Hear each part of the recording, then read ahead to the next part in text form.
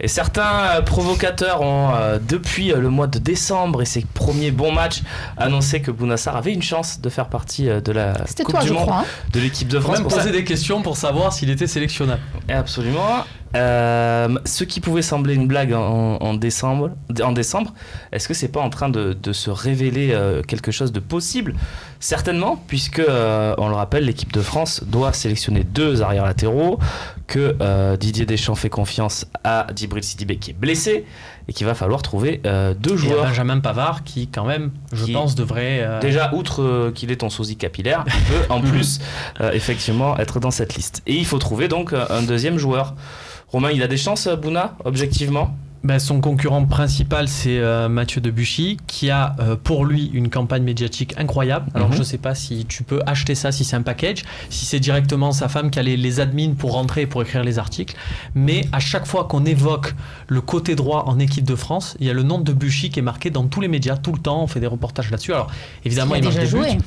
Ouais, mais c'est fou quand même le lobbying qu'il y a pour Debuchy. Il est très bon quand même. Ceci dit, attention, il est très très bon avec Saint-Etienne. Et je me dis que ça me semble être difficile pour Bouna Sarr. Mais c'est vrai que sa prestation d'hier est remarquable et je trouve que oui, comme tout le monde, défensivement, je trouve qu'il y a de gros progrès. Mais je trouve que vraiment, ce qu'il arrive à apporter avec ses montées, ça contamine le reste de l'équipe, c'est très important. On va continuer le débat, mais il y a notre ami Travail de l'ombre qui a fait une spéciale Bouna Sarr la semaine dernière et je vous propose de redécouvrir. C'est notamment justement sur les tâches défensives.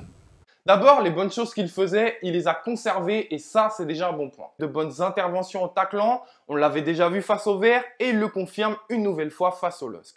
Et il y a cette solidité dans les 1 contre 1 qu'il nous avait montré face à Amouma et qu'il confirme ici face à Menville. Bref, vous l'avez compris, le positif, il l'a parfaitement conservé.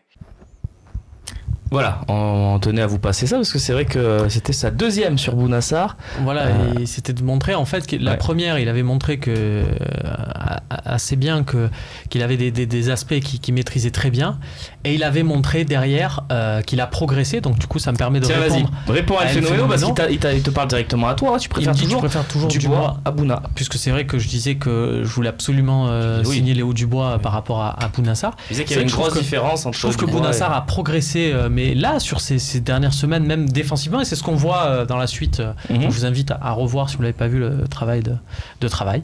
Et vraiment, je trouve que il est plus très loin, mais je reste quand même sur mon idée de me dire que de Léo Dubois, dans le sens où je trouve que Léo Dubois peut encore progresser.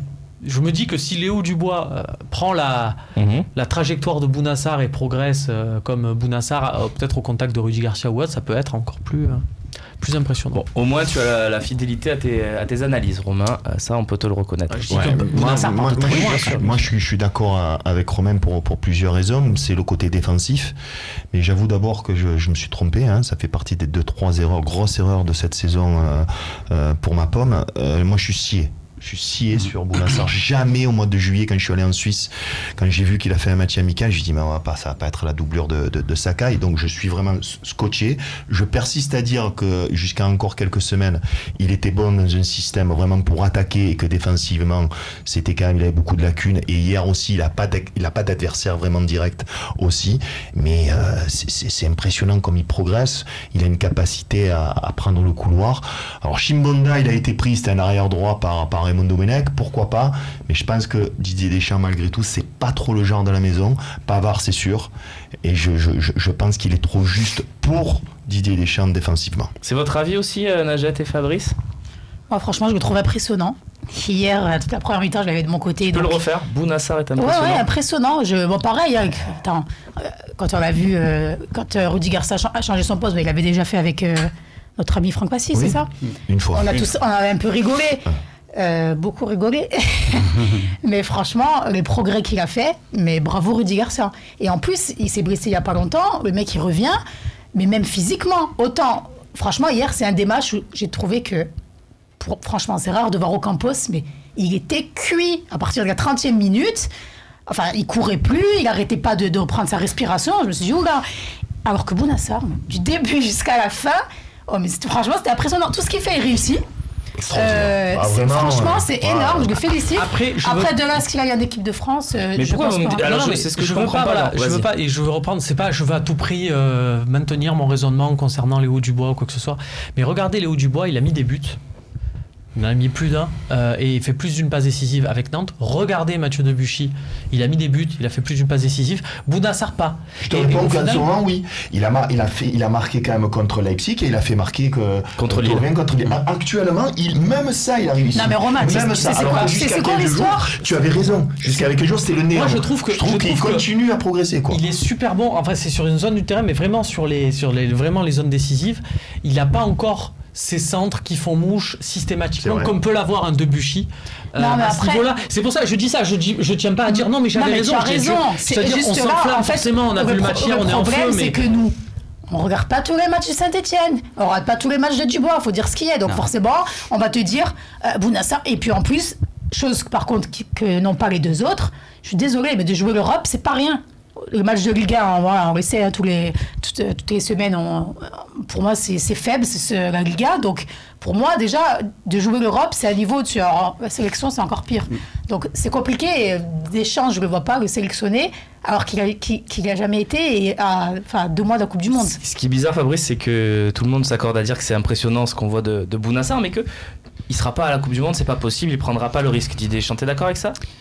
Moi je sais pas s'il prendra le risque ou pas, mais en tout cas si j'étais lui je le prendrais en tout cas, parce que je pense que déjà sur l'histoire de Léo Dubois, pour moi tu le compares pas à Bounassar, tu le compares à Sakai.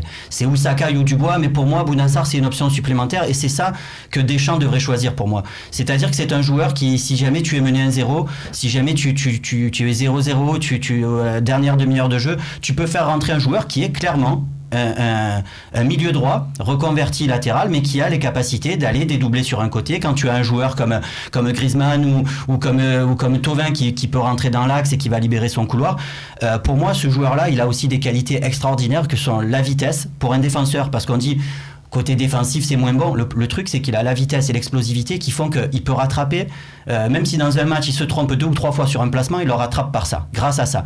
Et la troisième chose, c'est on a l'impression que c'est un petit gabarit, que c'est un joueur, on se dit bon il est derrière au niveau jeu de tête, mais vous rigolez, au niveau jeu de tête il a une détente. Je pense que c'est un des joueurs qui doit gagner le plus de duels de la tête dans ce secteur de jeu, au niveau des latéraux, en tout cas plus qu'à ma vie. Après ce que je comprends pas, c'est que on a toujours envie qu'un joueur aille vite en équipe de France. Enfin, ça fait depuis quand qu'il est bon? Vraiment bon? Moi, je pense depuis décembre. Ça fait pas un an. Depuis qu'il est c'est pas beaucoup, hein. C'est pas beaucoup. Et en 3 mois, il faut que le mec il aille à la Coupe du Monde en Russie. Plus que décembre. Ouais, on part d'une Coupe du Monde. Vous savez tous que c'est un niveau. Voilà, c'est vraiment le haut niveau. Et moi, il est jeune, il a le temps, mais il continue à travailler à ce poste. Il est nouveau ce poste en plus pour lui. Je pense qu'on en parle pour essentiellement le fait qu'il y en a un qui est blessé. Mais c'est clairement ça. C'est dire en fait la pauvreté. C'est la pauvreté des latéraux, que ce soit à gauche ou à droite. C'est pour ça qu'on en parle. L'autre raison aussi, pour Deschamps en tout cas, en équipe de France, c'est vrai qu'il y a une pénurie à ce poste-là. Alors on parle souvent de Debuchy. Sidibé un petit peu blessé et ils ont quand même dans leur effectif un joueur qui est capable. Pour moi Pavard je le prends pas. Pour moi Pavard clairement c'est un défenseur central qui peut jouer côté droit, mais ils ont Tolisso qui l'a fait souvent à Lyon l'année dernière, qui a joué latéral droit quelques fois et qui est capable de compenser sur le côté droit si jamais tu as besoin de défendre. Pour moi vraiment Bounassar c'est une option. Si tu te trompes, il est pris Pavard. Sauf que dans toutes les configurations que vous me donnez, c'est là où je vois pas une place pour Bounassar, c'est parce que il y avait bien sûr Pascal Chibonda qui était allé en 2006 alors que c'était le meilleur latéral droit de championnat d'Angleterre, il avait été élu. Oui, il faut pas l'oublier. Ouais. Mais Pascal Chibonda, il a joué 0 minutes.